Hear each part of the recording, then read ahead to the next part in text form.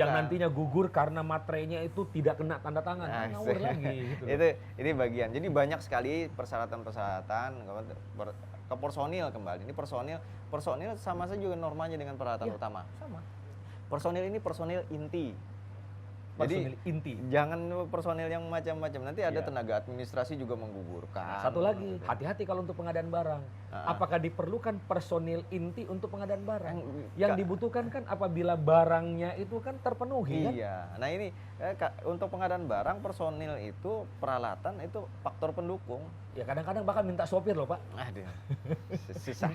Katanya kalau nggak ada sopir barangnya nggak bisa diantar. Iya. Ini udah zaman teknologi, bisa pakai aplikasi pengiriman. Nah ini yang perlu tadi ketepatan, Ya. kembali kepada efektivitas, efisiensi. Nah, ini kemudian apalagi ya bagian pekerjaan yang disubkontrakkan. Nah ini terkait subkontrak juga, kawan-kawan harus pahami subkontrak itu adalah bagian pekerjaan minor yang diserahkan oleh penyedia utama kepada penyedia lain, Ya. gitu.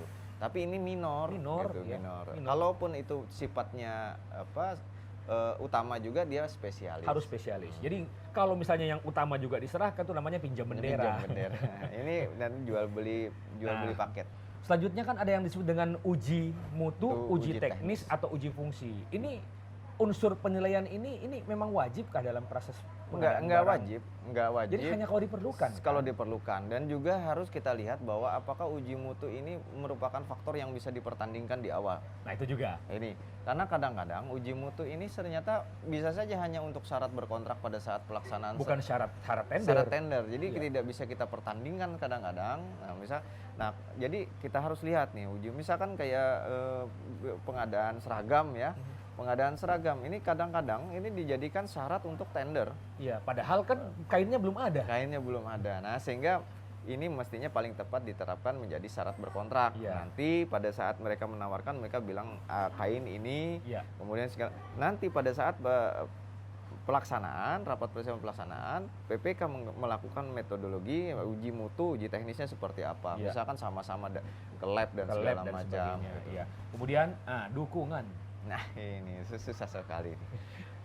Saya tidak anti dengan persyaratan dukungan ya, tapi kita harus betul-betul juga melihat apakah surat dukungan ini penting atau urgent untuk kita persyaratkan sebagai syarat bertanding. Ya. Karena hati-hati loh, ketika kita jadikan syarat pemilihan, syarat tender, syarat seleksi, maka surat dukungan ini nanti bisa saja disetir oleh itu oleh pemberi dukungan. Pemberi dukungan. Nah, jadi supaya ini jangan ini gimana?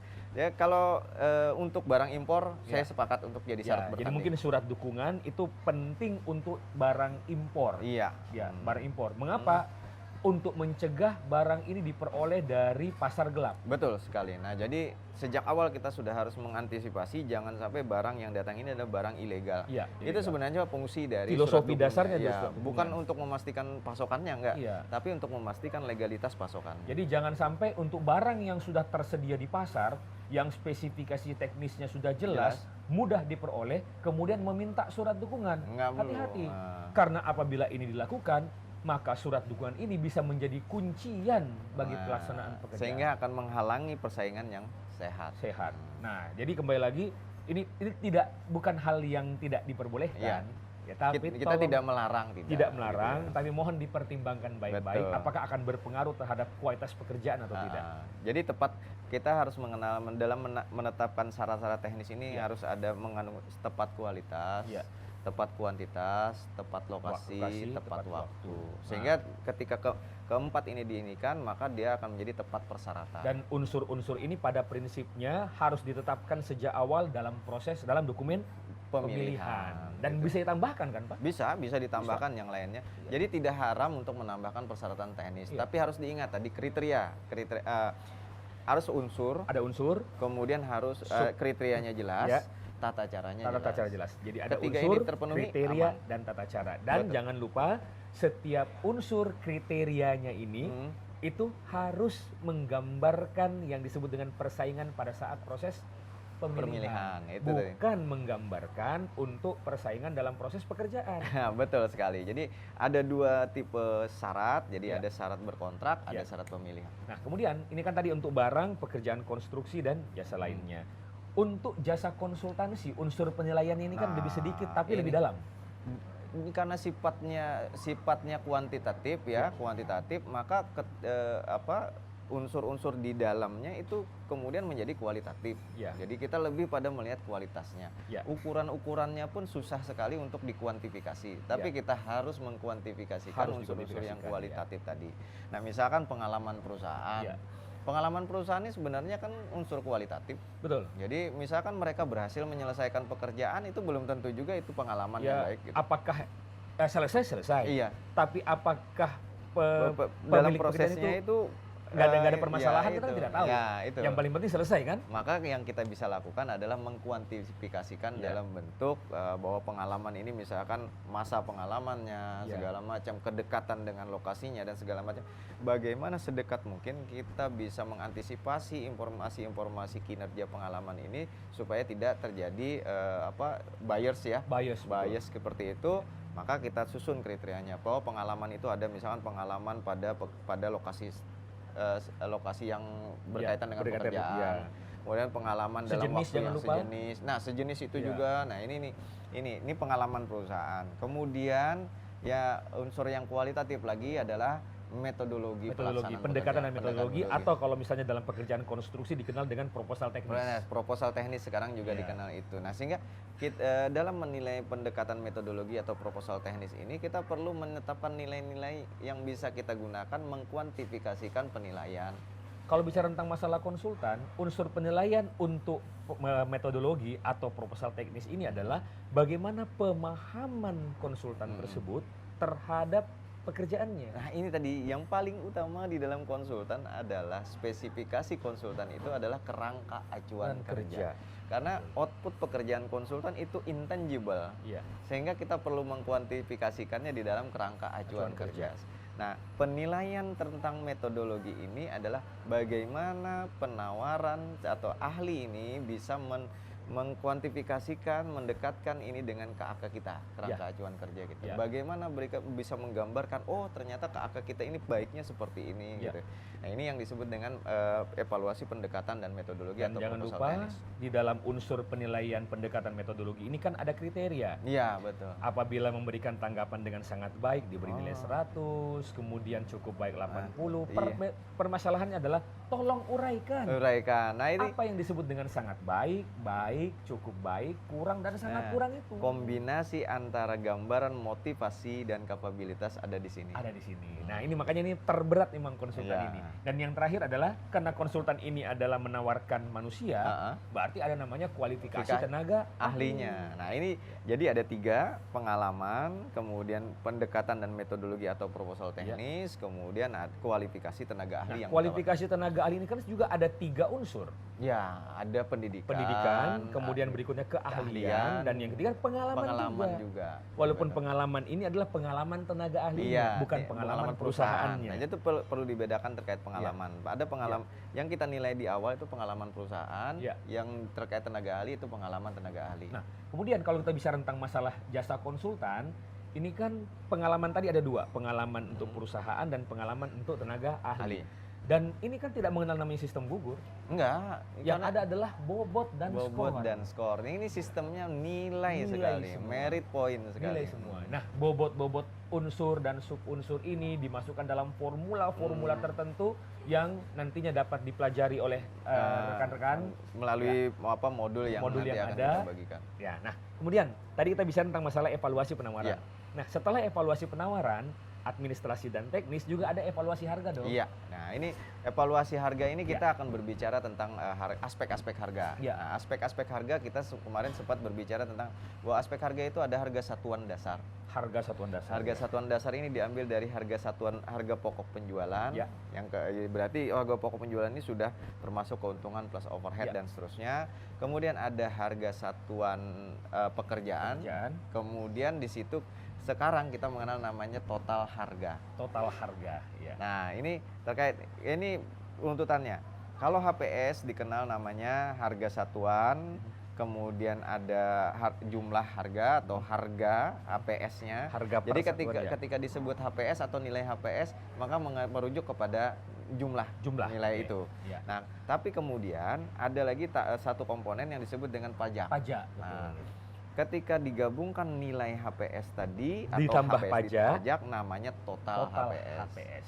Jadi harga satuan dasar atau harga satuan, kemudian nilai HPS-nya, harganya, kemudian pajak ya, tambahkan pajak namanya total HPS. Sehingga begitu kita evaluasi penawaran harga, yang paling pertama kita lihat adalah harga total dulu. Iya, harga total dulu. Nah, harga total ini berarti penawaran plus PPN. Pajak plus pajak lah. Jadi kalau ketika kita menyebut HPS, maka itu nilai HPS-nya belum total. Ketika kita menyebut penawaran, maka ini nilai penawarannya belum PPN. Jadi nanti ada perbedaan penyebutan total penawaran itu perbandingannya dengan total HPS. Nilai penawaran perbandingannya dengan nilai HPS, harga satuan penawaran perbandingannya dengan harga satuan. Dan untuk pengadaan barang, konstruksi dan jasa lainnya, unsur yang pertama harga total. Di mana harga total ini tidak boleh di atas HPS. Iya, betul. Jadi harga total penawaran tidak boleh di atas HPS, kecuali nanti kita akan berbicara tentang konsultan. Nah, konsultan nanti. Nanti. Kemudian berikutnya adalah harga satuan. Iya. Harga satuan ini juga tergantung daripada jenis perikatannya. Betul sekali. Jadi kalau jenis kontraknya mengikat kepada total output atau yang kita sebut dengan lumsum lumsum, maka sebenarnya harga satuan ini bukan bagian dari evaluasi. Tapi kita perlu tahu juga. Kalau kita lihat dari evaluasi kan salah satunya adalah penulisan harga satuan. Betul sekali. Jadi yang kita lihat itu adalah bagaimana antara huruf dan huruf dan angka. Nah, ini harus ditetapkan dulu bahwa ketika terjadi perbedaan antara huruf dan angka, apa yang harus kita lakukan. Kemudian yang terkait dengan yang biasanya dituliskan bahwa yang paling jelas yang mana. Nah, ini yang jelas ini maksudnya bukan tulisannya jelas. Nah, itu gitu. Parameter jelasnya ini yang harus kita lihat, bahwa yang dimaksud dengan jelas itu adalah sumbernya jelas. Jadi misalkan 5 kali 10 kemudian 50 hasilnya. Nah, kemudian yang tertulis gitu, yang bentuk huruf tulisannya 40 gitu. Maka yang paling jelas adalah yang 50. Karena gitu. 50 ini berasal dari 5 kali 10. Iya, sumbernya jelas. Ini yang harus dipastikan. Jadi ini tentang penulisan itu tadi. Tentang penulisan gini ya. Kemudian harga penawaran juga harus jelas tadi. Kemudian adalah kewajaran harga. Nah, ini kewajaran harga ini jadi perlu kita ingat bahwa dasar kita melakukan evaluasi harga adalah owner estimate. Kata ujungnya estimate. Nah, ini estimate ini artinya apa? Perkiraan. Baik di private maupun public itu sama. Jadi karena ini estimasi, maka kita harus pastikan juga yang dimaksud dengan kewajaran harga itu adalah kewajaran harga penawaran. Jadi bagaimana yang dimaksud wajar? Yang dimaksud wajar itu bukan tentang lebih tinggi dari HPS kita, lebih rendah dari HPS kita, atau sangat tinggi dari harga satuan dan segala macam, tapi tentang sumbernya. Dan juga tapi satu hal juga, khusus untuk pekerjaan konstruksi ada regulasi mengenai klarifikasi kewajaran harga. Di mana sebenarnya menurut hasil penelitian bahwa untuk pekerjaan konstruksi dibatasi bahwa yang disebut dengan harga yang wajar itu adalah harga penawaran yang maksimal atau minimal ya? Yang paling rendah itu adalah 80% dari HPS. Nah, di bawah itu bukan langsung gugur, tapi harus diklarifikasi apakah wajar atau tidak. Nah, ini tadi kembali kepada substansi estimate, karena sumbernya. Nah, kita lihat bahwa bisa saja yang 80% di bawah 80% HPS itu justru wajar. Yang nggak wajar justru HPS kita bisa. Ketinggian, siapa tahu. Ini namanya adalah kewajaran harga. Kemudian berikutnya adalah preferensi harga atau TKDN. Nah, ini ketika kita proses pemilihan penyedia kita, barang jasanya itu ada persaingan antara barang impor dengan barang lokal gitu maka barang dalam negeri maka harus dilakukan yang namanya preferensi. Ini ada semacam penghargaan bagi produk-produk dalam negeri. Ingat kan, cintailah produk-produk Indonesia. Iklan banget nih. Dan yang paling penting lagi kalau misalnya kita menggunakan evaluasi biaya selama umur ekonomis, bagaimana mengkonversi TCOO ini menjadi biaya. Ini biaya kan kenapa sebutannya biaya bukan harga. Bukan harga, gitu ya. Jadi ini total dari seluruh biaya-biaya yang ada, total cost of ownership namanya. Nah, biaya-biaya ini kita akumulasikan, kemudian kita evaluasi, maka kita bisa menyatakan bahwa harga yang disampaikan oleh penyedia ini harga yang sesuai dengan biaya-biaya selama umur ekonomis. Masuk biaya untuk pemeliharaan, iya, biaya untuk operasional, betul bahkan sekali. berapa yang diperoleh dari disposal. Nah, disposalnya, disposal itu artinya setelah barang kita pakai, selesai umur ekonomisnya, kita mau hapuskan atau kita mau jual kembali dan seterusnya, ini yang disebut dengan disposal. Biaya. Nah, ini untuk barang, konstruksi, dan jasa lainnya. Kalau untuk konsultan, ini kan ada 4 hal yang dievaluasi dalam penawaran harga. Iya. Atau penawaran biaya kalau konsultan. Nah, jadi yang pertama adalah kewajaran biaya personil. Jadi ada juga personil yang menilai dirinya terlalu tinggi. Ya. Gitu. Dia nawarin misalkan saya harus dibayar 40 juta per bulan. Ya. Padahal ternyata berdasarkan bukti-bukti kompetensi dia, kondite dia, ternyata dia hanya dibayar paling tinggi 20 juta. Ya. Nah, ini kewajaran harga biaya personil. Nah, ini parameternya juga harus diuraikan secara jelas dalam dokumen seleksi dong. Iya, betul. Kalau seperti betul ini. Sekali. Nah, kemudian berikutnya adalah kewajaran penugasan tenaga ahli. Nah, ini juga tugas.